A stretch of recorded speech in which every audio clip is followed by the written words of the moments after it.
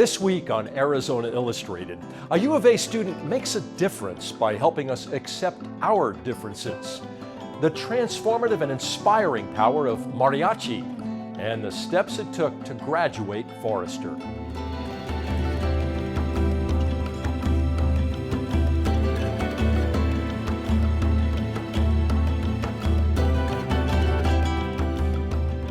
Hello and welcome to Arizona Illustrated. I'm Tom McNamara. Saturday, October 3rd is American Graduate Day, a live 7-hour multi-platform broadcast that leverages the power and reach of public media to focus on those organizations and individual champions keeping kids on the path to graduation. And so this week on Arizona Illustrated, we'll be doing the same, starting with a story about a seemingly ordinary person with an extraordinary tale. Samir Madden. No one who spends any time with Samir can help but see the world in a different light. A light made brighter because of a gift he has for allowing us to appreciate the differences in ourselves and others.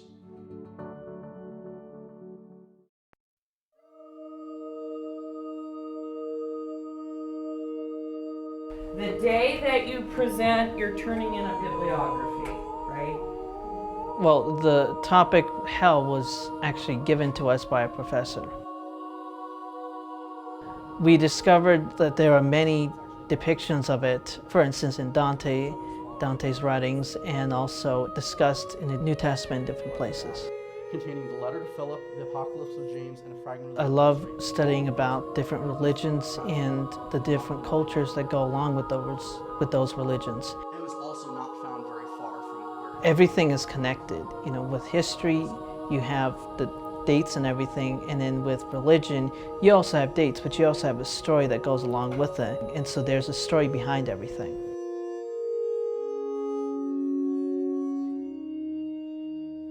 My name is Samir Anthony Madden. I am 21 years old. I am a history and religious studies student at the University of Arizona.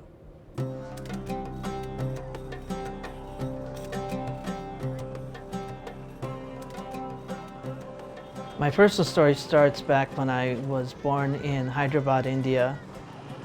Shortly thereafter, I was given up for adoption, and I went to an orphanage and spent my first 5 years there.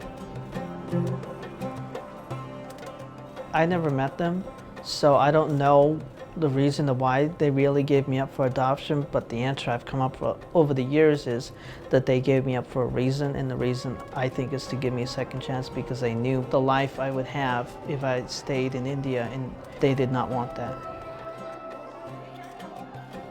And so I was never angry that my parents gave me up. I've been very lucky that they did that, and I've been honored that they did that because they gave me a second chance in life.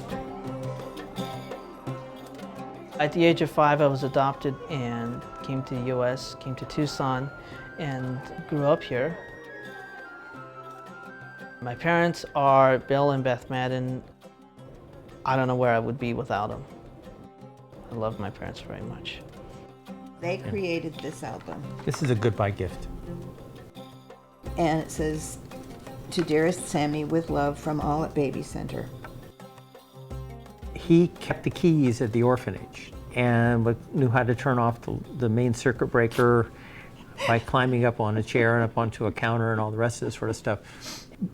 That really comes from the fact that he was very much loved long before we ever met him.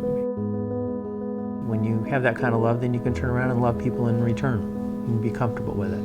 And since the orphanage was a place where people came all the time and he would meet them, then he became comfortable dealing with all different kinds of people from different places.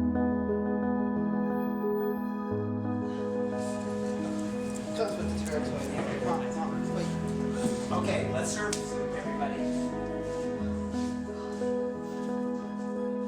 I am one of 8 kids. I'm the youngest. My family definitely extends outside my being one of 8 kids. My parents have what they like to call borrowed kids, and they are very much an extended part of our family, and we tend to have people come over on Friday nights.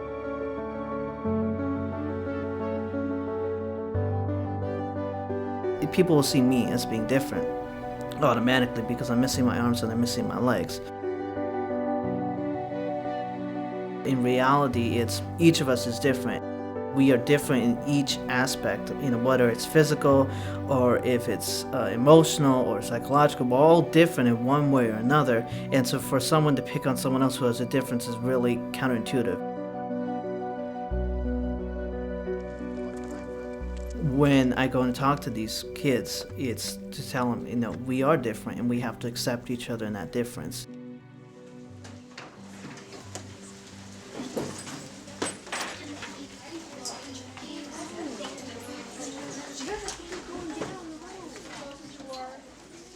I've had the pleasure of knowing Sammy now for close to 10 years, and he's done a lot in his short life. So middle school's hard. Yep. It is, isn't it? It's a little hard. He survived it. You And I can survived survive. her, Grow which up is the right even way. more important. All right, with that, I'm going to let my bud here talk. So how much time do we have, just so I get an idea? Well, that's 4 minutes slow, first of all. Wait. Don't get tangled.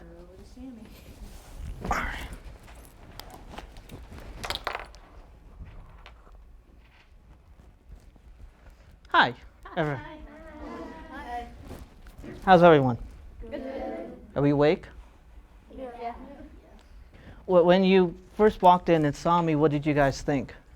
What did you see initially? Yes. A challenged young man. What? A challenged young man. Challenged young man. That's new. What else? I had teachers in high school say, this has to be hand drawn. It's like, sure, which hand, It's like, which hand would you like me to draw with? So, I've had that.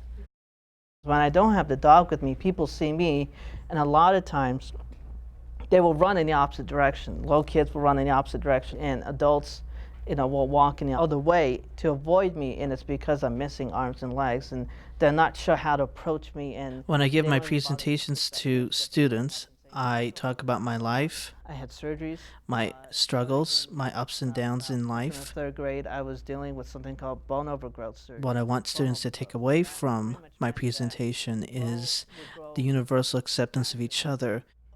In my junior year in high school, there was a student who happened to have a limb difference, who was missing some fingers on both of his hands, and they were picking on him. And he was being bullied at the school. I found out about it, and I talked to the freshman class. I went in and I said, hey, yes, he's missing some fingers, but whoop-de-doo. He can do anything he wants. I can do anything I want, but we also have to accept those differences. And once we do, then the barriers can come down and we can accept each other. And after that, things changed with him and in that freshman class. The most important thing that you have to remember is you have to believe in yourself.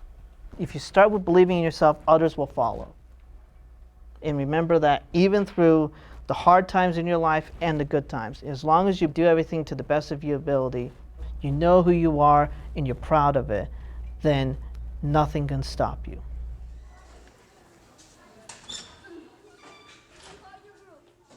Emmanuel is missing both his legs and his arms. For Emmanuel and others like him, they see, oh wait, I'm not the only one. What's the name? Ashka. And it's trying to tell these kids, it's like, no, you're different. But that's okay. And it's great that you're different because you are contributing. Well, what kind of legs do you have? You're missing this arm or you're missing that leg, but look, you're able to do this much. That gives them the confidence to say, okay, I can do anything I want. Pull up and then using my chin. We have to accept each other, and when we do, then the person who's being picked on because they're different is able to focus on their academics. They're able to focus on getting to know other people. You have a girlfriend? When they realize that they have everything that they need, then their school gets better and they start to make friendships. You have to be able to see beyond the physical stuff. You just try, and if you can't do it, just keep on trying, that's all.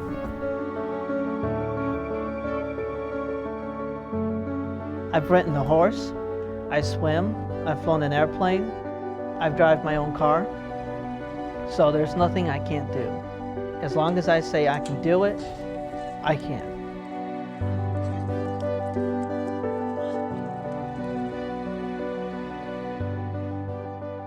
My service dog is Ashka.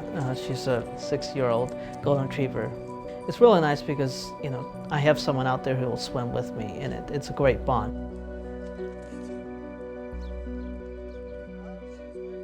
In swimming, I can move more freely.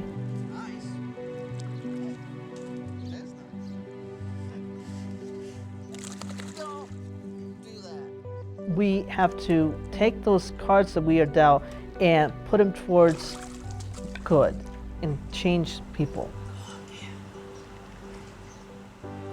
And so you can't change the card you're dealt. What you can do is you can make a difference.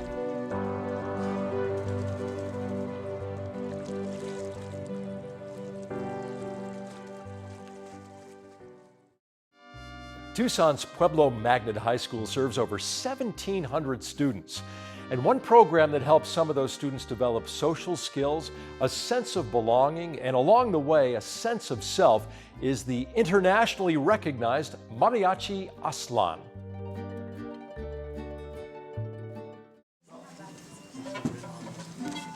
Today is an annual luncheon that the home ec class puts on, kind of as a fundraiser. Teachers buy a plate and they get to be serenaded by the mariachis, by Mariachi Aztlan de Pueblo High School. It's a nice way to get them to see what we do outside of their classes. I think they get a better sense of, oh, they're out performing like this. For a lot of people, that's really good for them, you know?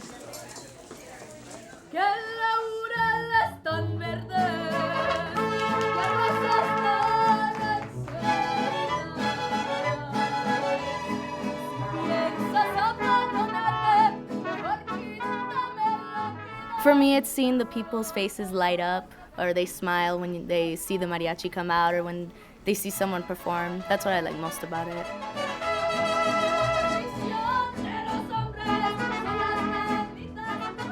My name is Jasmine Durazo. I'm 16. I'm a sophomore, and I play in Mariachi Aztlan de Pueblo High School.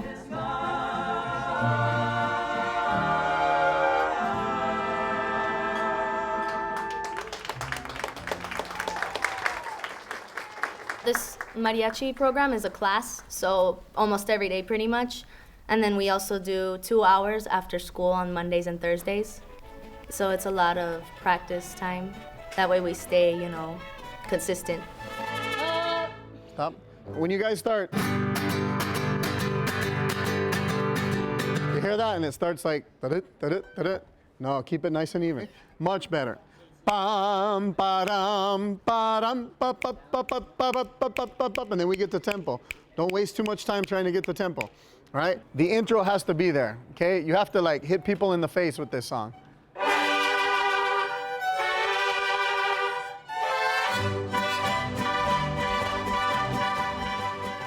It's a large group, there's 17 of us. It's a family, they get along, they have their spats as well, just like any family, but they learn to come together and make something beautiful, which is, I think is the mariachi music is one of the most beautiful things.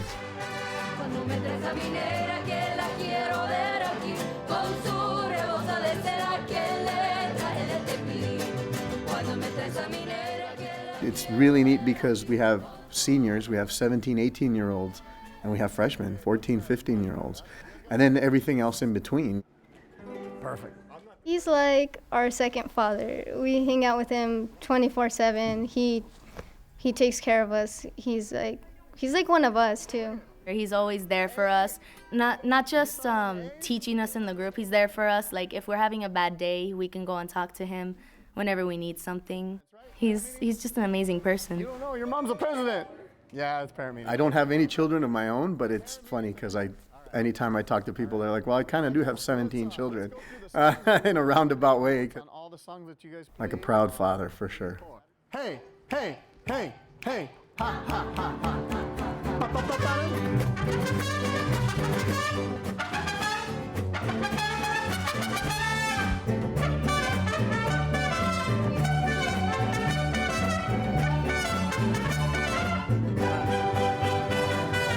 All right, so you're taking a breath when you should already be playing.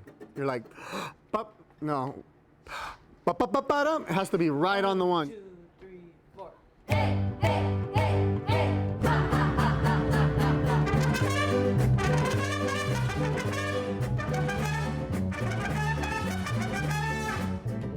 I'm Jarrett Young. I'm a junior, and I play the guitarrón. It's the bass of the mariachi.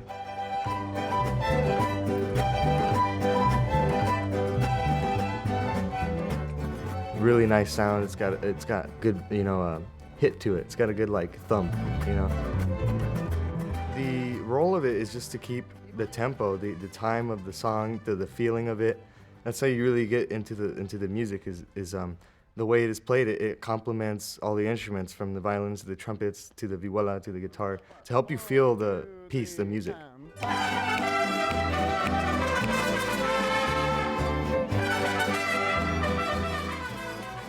The first reason I joined was for my family, for my nana, and I just decided to join. I was like, maybe she'll like it, And then not only did she like it, I like doing it too. I really got into it, It was really good. You put a nice bass part in there. I don't know what you did. You changed it up. Hoping that I can probably get into another group after I graduate, because I really like playing. It's an excellent feeling. I'm Gabriela Miranda. I'm a senior. I'm learning right now. I'm learning the guitarra de golpe. I played vihuela before, but that's the one I'm trying to learn right now.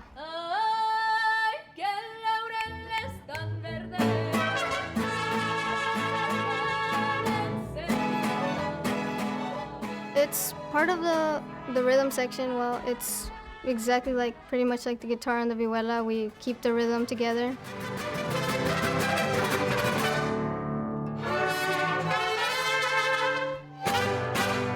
Okay, much better. You guys feel the difference? I decided to join mariachi, and it's changed the way I think, because we perform everywhere. We perform in front of people, and when I came in, I was like, I'm not singing. I don't sing. I don't want to go in front of people. I can't do it.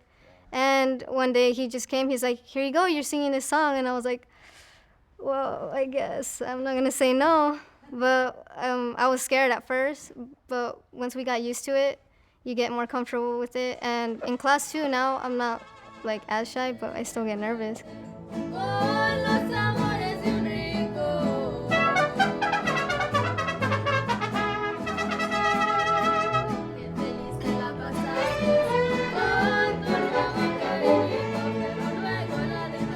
The number one thing too is responsibility. It's not just you. You're not just a superstar. You're not just the one. There's a whole group around you. It's kind of like the weakest link in the chain kind of thing. If somebody's not pulling their weight, then, well, you know what? The whole group takes it down. It's an ensemble. It's not, hey, it's not just one person.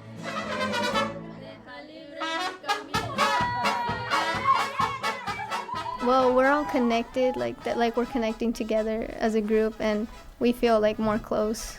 So we're all excited. But we do get into the emotions of the song sometimes. You could feel the song because you're interpreting it to the other people.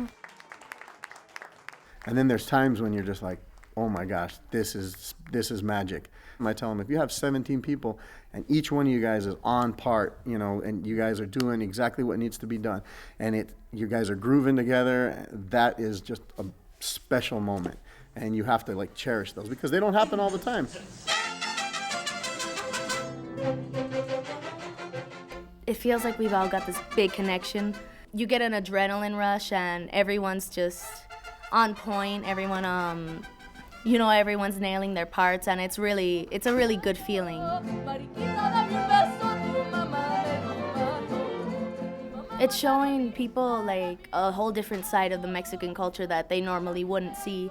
Sometimes people think mariachis, they think, oh, just three fat guys kind of singing in a bar or whatever. They never think about maybe someone like me or any of the other people we have in mariachi. They never picture someone like that.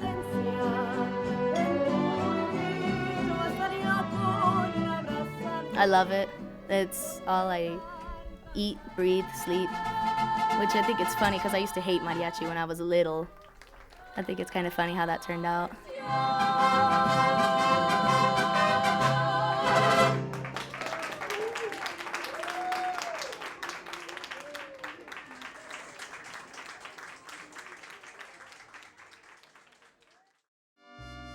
100% of 3- and 4-year Mariachi Aztlan students graduate from Pueblo, as do 98% of 1- and 2-year students. Education is an important key to success and opportunity in our society. Young people who drop out of high school experience a much higher rate of poverty and incarceration, limiting opportunities and costing taxpayers a hefty price tag. However, with a persistent and caring message, sometimes a kid comes back to school and gets a second chance. And I'll wait just like 1 minute, and we'll be pairing up, calling out names of the team leaders and then the community members, so you will match up. It's kind of like first day of school. Here's your person. On July 19, 2014, volunteers from TUSD and Tucson community leaders came together to launch the Steps to Success initiative, a door-to-door effort to encourage hundreds of students who have dropped out of school to come back and ultimately graduate from high school. As an educator in Texas, TUSD Superintendent Dr. H.T. Sanchez saw this kind of grassroots effort achieve results. So he teamed with Mayor Jonathan Rothschild to bring it to Tucson. We have all of you here to help and to reach out and to be that difference maker and to knock on the door and to be the smiling face and to be that helping hand.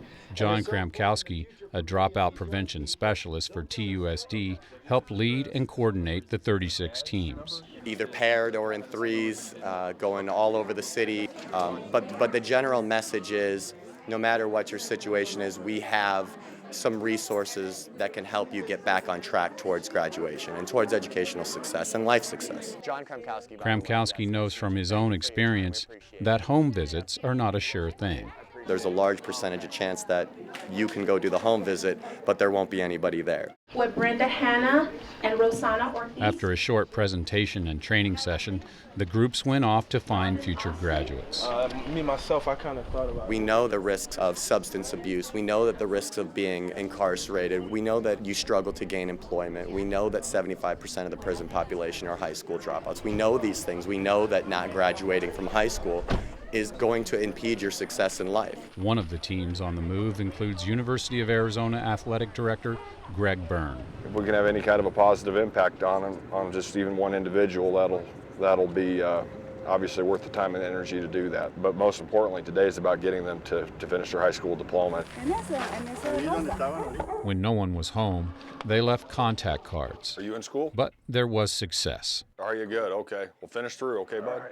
Of the nearly 800 kids identified in the July campaign and a second effort this past January, 620 were reached, 283 came back, and 31 will graduate this year.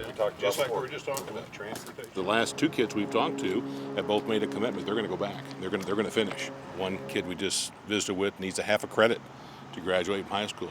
The other one was what, Greg? 2.5? 2.5 credits. One of the people they reached that day was David Forster. Mayor Rothschild's team of volunteers made the visit.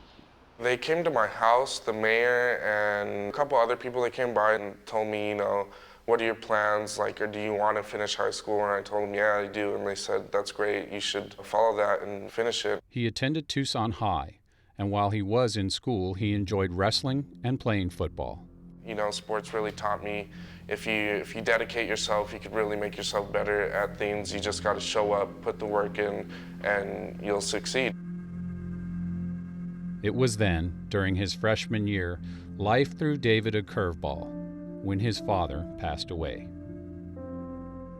He had committed suicide, and it really took a burden on me, and I wasn't really feeling school then. I just wanted to be left alone and kind of recover. I felt lost. I don't know what to do. I mean, sports didn't really feel the same. Things just didn't feel right. David took a year off from school to cope with his loss, but he became restless. I didn't like it. I felt like I was wasting time. I felt like I wasn't exercising my brain. My brain's like a muscle, and you got to keep it working for it to stay fit. After that, just decided, I need to continue on with my life. Things happen, and, I can't let this slow me down. Okay, one idea goes against another idea in your mind, and After encouragement from a former teammate and that home visit by community leaders, he decided to enroll at Project Moore High School. It was a little difficult at first, a little rusty, had to shake off some rust definitely and get back to the usual, you know, waking up at 7 in the morning and then going to school, going through the classes. okay, here's the challenge. David flourished at Project Moore. It was the right place at the right time. Great decision. I mean, I love the teachers, tons of help. You know, whenever I needed something, they're right there. All the teachers across the whole school, from the math teachers, the science teachers, to the English teachers, to the counselors, the principal, everyone. I could talk to any of them with any problems I have, even if it's not school related, they'll be there for me, and it's like a family here. The head of David's family is his mother, Terry, a driving force in his life in more ways than one. Taking me to school every day, you know, picking me up, helping me get through the loss of my father. I don't know how she did it, honestly. She works 12-hour shifts every day, and like, if she can do this and have a child, you know, I can get through high school. You know, I really buckled down to show her, like, you know, I can do this, like, I'm gonna do this for you. David Angelo Forster. Tonight, all that hard work and perseverance is paying off. David Forster is graduating from high school with the Project Moore class of 2015. He hopes to become a wildland firefighter. I could get out there and become a productive member of society like that and doing something I love, and it'll keep me in shape because I love sports. I figured it's a good bet. Give me one, give me one, give me one. And it's a good bet that in the not-too-distant future, David Forster will be fighting fires and chasing his dreams. Give Mama a kiss on the cheek. You know, just want to have money and be successful and, you know, just what everyone else wants, American dream, you know, house, a family, a car, you know, just the basic stuff.